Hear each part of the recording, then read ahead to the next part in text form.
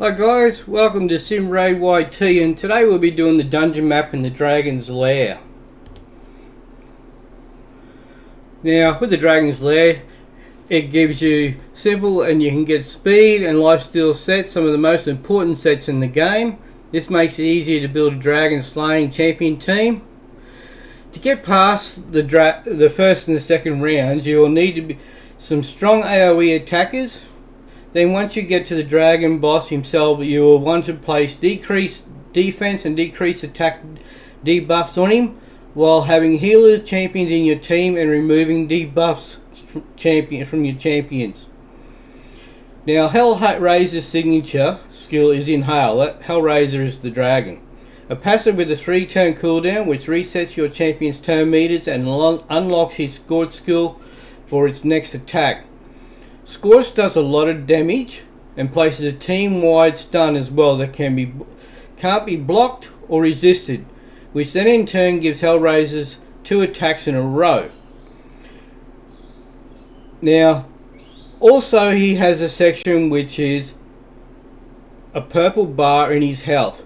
If you can deal that amount of damage of that purple health bar before his next turn, his Scorch will be in lockdown again. Once you get into the higher levels, if you have champions with poison and HP burn, that will help as well in the harder stages. But before we get underway, I want to show, I'm only a low level player. So we'll show the Great Hall to show you where I'm at. So my videos are going to help out low level players as myself, mid-range players, so you can see you don't need to have your Great Hall and everything maxed out. As long as you've got some of it done, you know, work on your accuracies. That's the most important, because that'll help your champions get their skills away. Now with accuracy, it works like, okay, level 1, as long as you have 10 accuracy, you've got a great chance of getting your skills away. At level 10, if you have 100 accuracy, okay, you're pretty good, and so on. You know, level 20, you want 200 accuracy. Now the champions I'll be using in the game will be Mother Sabelli. Now the reason I use Mother Sabelli is she's got speed, so you want to have a lot of speed in your team. So try to put a champion up front who has a speed boost, and she has a speed boost of 24%, so that's going to benefit my other players as well in the group. You can see I've got to build out with a lot of speed, so around the 250 mark in speed. As you can see, speed here and resilience, HP, defense to give her that extra boost. Now her skills are Mask of Dread. Attacks all enemies, has a 25% chance of placing a 30% decreased speed debuff for 2 turns. So if she can get that skill away, that's going to slow down the enemy as well and getting chances to attack you as well. Also, this fills the champion's turn meter by 15%. Now I have her booked out, so that's why she gains the additional damage and buffs and chances here. Now her Soul Shepherd is the best move for my other champions. It places a revive on death buff and a 60% increased defense buff on allies for 2 turns. And I booked that down so it comes down to 3 turns. Uncanny Treasury swaps HP with an ally. If there's a champion HP is equal to higher than the target's after the swap, fills the champion's turn meter by 40%. Places a 30% increased speed buff on this champion for 2 turns, and places a block damage buff on the target ally for 1 turn. If this champion's HP is lower than the target's after the swap, fills the target turn meter by 40%, places a 30% increased speed buff on them for 2 turns, and places a block damage buff on this champion for 1 turn. Also places 2 15% continuous heal buffs on this champion for 1 turn. So as he gets increased speed, block damage, continuous heal, and it's on 3 turns.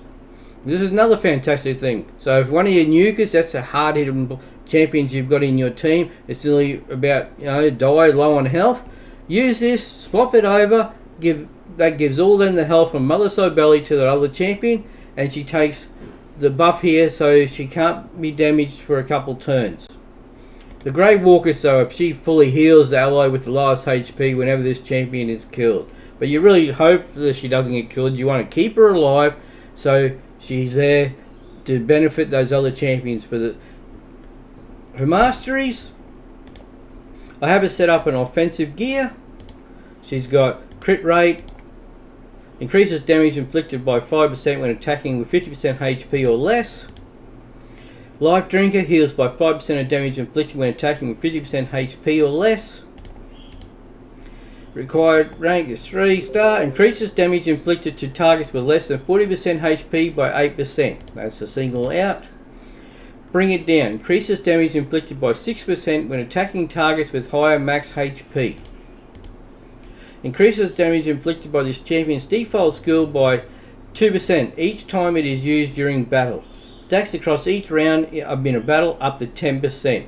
And then I have her in War Master. Has a 60% chance of inflicting bonus damage when attacking. Bonus damage is equal to 10% of the target's champion's max HP or 4% of the target's max HP when attacking bosses. Bonus damage can only occur once per skill and does not count as an extra hit. Damage is based on enemy max HP. So in defense side, we have gives extra defense there. Decrease the damage received by this champion by 8% when this champion is hit with a critical hit. Heals this champion by 10% of their max HP when they kill an enemy target. Cooldown 1 turn. Reduces the damage this champion receives from a specific enemy by 0.75% with each hit taken from that enemy. Damage reduction stacks up to 6% for each enemy. Has a 60% chance of placing a leech debuff for 1 turn when placing stun, sleep, fear, true fear, freeze, petrification debuffs. And then has a 20% chance to counterattack an enemy when they apply a stun, sleep, fear, true fear, freeze, petrification debuff on an ally. Cooldown 1 turn. So you can see my stats here. It's speed's the most priority, 247. She has an accuracy of 164. But over time, I've got to keep building the accuracy up higher and higher. So that's the idea when getting the dragon. Once you can get into the higher levels of the dragon to get 4, 5, 6-star gear. Another champion we'll be using here is AOX. Now AOX, he has the benefit of he can do healing to your other champions as well, to your nukers, to help keep them alive. I have him at just over 200 speed, so it makes it, he's faster in the team. Give him the extra turns as well. His crit rate is over 100%, only needed 100%, but I just don't have the right equipment at the moment to be able to give it 100% and put some extras like accuracy here. I have him over 200, so he's pretty good, so he should be right to about level 20. But his most important is his skills. He attacks one enemy 2 times. Each hit has a 10% chance of placing a 5% poison debuff for 2 turns. Damage is based on attack, but this is the one, Law of Restoration. Attacks one enemy, heals all allies with 10% of their max HP. So this is AOX's best move. This is where you're wanting to prioritize his skills to. Heals each ally for an extra 2.5% for each debuff on this target. So with his books he gets the additional damage, heals and a cooldown back to 3 turns. The Weight of Aeons. Places a 50% decreased attack debuff on all enemies for 2 turns. Also has a 75% chance of decreasing enemy turn meter by 20%. Places a 30% decreased critical rate debuff on the target for 2 turns if they have 50% or more turn meter after the turn meter decrease. Decrease attack, decrease critical rate, and with his books brings him back to 3 turns. Steward of Time increases the duration of 2 random debuffs on the attacker by 1 turn when attack occurs once per hit. His masteries, we have him set up in offensive and support. So we just make these quick. Crit rate of 5% extra, crit damage an extra 10%. Increases damage inflicted by 5%. Increases damage inflicted to targets with less than 40% HP.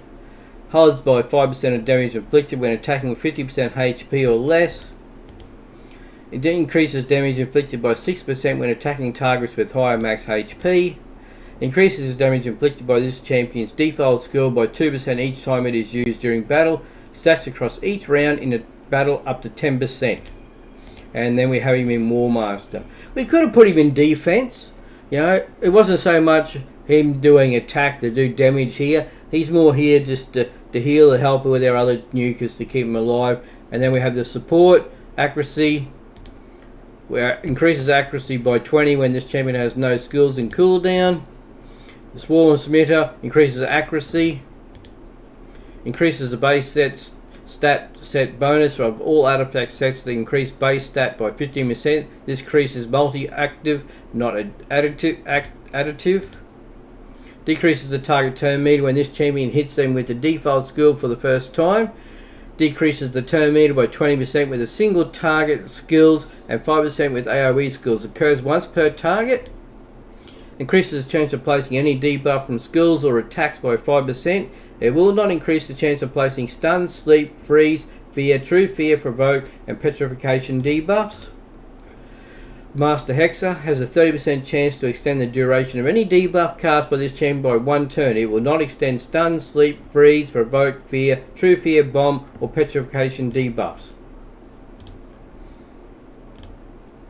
And his total stats, we have him at 202 speed, so he'll go second in the team. Mother Sibeli will go first, then AOX, and then we'll have our nukers come in behind. His crit rate's 124, so over time we'll get that back to about 100% and try to give him some extra damage or speed and accuracy. And as you see, the Great Hall, as we keep increasing our Great Hall, these stats here will improve as well. Our next champion will be one of our nukers, which is Solus.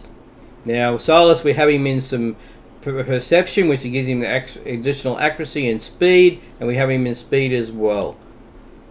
Now, his total stats, we have him at just at 100% crit rate, 102 to be precise, 156 damage, and 190 accuracy. So as we increase that Great Hall in the accuracy, it'll gain additional here, and then we'll focus on crit damage as well. His skills, Bewildering Blow. Attacks by an enemy, has a 35% chance of placing a stun debuff for 1 turn. Damage is based on defense. His Wave of Despair. Attacks 3 times at random. Each hit has a 75% chance to remove a buff. Places a provoke debuff for 1 turn if a buff is removed. Damage is based on defense. Reign of Terror. Attacks all enemies. Increases the duration of all debuffs on each target by 1. Then places a provoke debuff on all enemies for 1 turn. Places a shield buff on this champion for 2 turns equal to 30% of the damage inflicted. Damage increases by 10% for each debuff on the target. Damage is based on defense, so he has the shield and provoke, and you get the additional with the books, brings him back down to 4 turns. And then his Aurora skill increases ally defense and faction crips by 44%. That's if you're going to put him in the lead. Now the masteries here, we're in offensive gear and defense. The offense, we have crit rate, crit damage, increases damage inflicted to targets with less than 40% HP by 8%. Increases damage inflicted by 6% when attacking targets with higher max HP. Increases damage inflicted by 6% in the arena and 3% in all other locations for each enemy killed by this champion in battle. Stacks across each round in battle up to 12%. That's on the kill streak. And then we have him has a 50% chance of ignoring 25% of the target's defense. For skills that ignore defense, this 25% is addition to the amount ignored in the skill. We have increases damage inflicted by 8% for the first hit on each enemy, and increases damage inflicted to targets with stun, sleep, fear, true fear, freeze, petrification debuffs by 12%. In our defense, we have him with additional defense of 75. Decreases damage received from AoE attacks by 5%. Has a 50% chance to remove 1 random debuff from this champion when they lose 25% of their max HP or more from a single enemy skill. Reduces the damage this champion receives from a specific enemy by 0.75% with each hit taken from that enemy. Damage reduction stacks up to 6% for each enemy. Has a 50% chance to counter attack when this champion loses 25% max of their max HP or more from a single enemy skill, and has a 20% chance to counterattack an enemy when they apply a stun, sleep, fear, true fear, freeze, petrification debuff on an ally. Cooldown 1 turn. As you can see here, our total stats, crit rate is 102, speed 191, so this is what I'm saying, we have Mother Sibeli as a lead, AOX will come in second, and then we'll start smashing with our Our champions after that, critical damage 156 and accuracy of 190. So with 190 accuracy, he'll be good up to level 18, 19 at this stage. Our next champion we'll have in the team will be Royal Guard. Now Royal Guard at the moment, you can see I haven't really got him in sets or anything. He's only in perception to give him the accuracy and this little bit of extra speed. His speed is around the 191. His damage is 154 and accuracy of 209. Now over time we'll keep working on the crit damage to increase that. His skills: Razor Blade has attacks one enemy, has 50% chance of placing a 60% decreased defense debuff for 2 turns, decreases defense. I have him booked out as well. The Takedown attacks all enemies, damage increases according to the enemy max HP. So this is his big move, which he's going to do the most damage on. Damage is based on attack enemy max HP. His Hamstring attacks 4 times at random. Each hit has a 60% chance of placing a 30% decreased speed debuff for 2 turns. Each hit also has a 60% chance of decreasing the target's turn meter by 25%. His Aurora increases ally attack in dungeons by 35%. So sometimes, you know, he'd be a good champion to put in your lead. Now his Masteries, of course, we've got him set into offensive gear to give him that extra attack. And we've got some support on him as well, just to helps him. He's got crit rate of 5%, crit damage at 10%, increases damage inflicted by 5% when attacking with 50% HP or less, heals 5% of damage inflicted when attacking with 50% HP or less, and increases damage inflicted by 8% for the first hit on each enemy. Increases damage inflicted by 6% when attacking targets with higher max HP. Increases damage inflicted by this champion's default skill by 2% each time it is used during battle. Stacks across each round in a battle up to 10%. War Master has a 60% chance of inflicting bonus damage when attacking. Bonus damage is equal to 10% of the target champion's max HP or 4% of the target max HP when attacking bosses. Bonus damage can only occur once per skill and does not count as an extra hit. Damage is based on enemy max HP. Accuracy here, in his pinpoint accuracy, additional 10%. Increases accuracy by 20% when this champion has no skills. So your first move, first attack, you have that additional as well. Increases accuracy by 4% for each enemy alive, stacks up to 16. Has a 5% chance of decreasing the cooldown of a random skill by 1 turn at the start of every turn. Decreases the target turn meter when this champion hits them with the default skill for the first time. Decreases the turn meter by 20% with a single target skill and 5% with AoE skills. Occurs once per target. Increases the chance of placing any debuff from skill or attacks by 5%. It will not increase the chance of placing stun, sleep, freeze, fear, true fear, provoke, or petrification debuffs. Required rank 5 star has a 30% chance to extend the duration of any debuff cast by this champion by 1 turn. It will not extend stun, sleep, freeze, provoke, fear, true fear, bomb, or petrification debuffs. And our other champion which we'll bring into the team will be Cold Heart. Now, with our Cold Heart, we've set her up as a nuker as well, and we've got her in reflex gear. So it gives a 40% chance to random skill to bring it back down, and accuracy. We've got her set up as speed at 157, so she's our slowest. We really need to work and focus on that over time to bring her up higher. Her crit rate is very, very low. It's only at 39. We need to get that at 65% because with her skills, her 65% is already required here, plus the skill will bring it up as what we need. But our crit damage is what here we're really focused on with her. We're at 199 crit damage and 287 accuracy. So at 287 accuracy, she'd be right to go right through to level 25.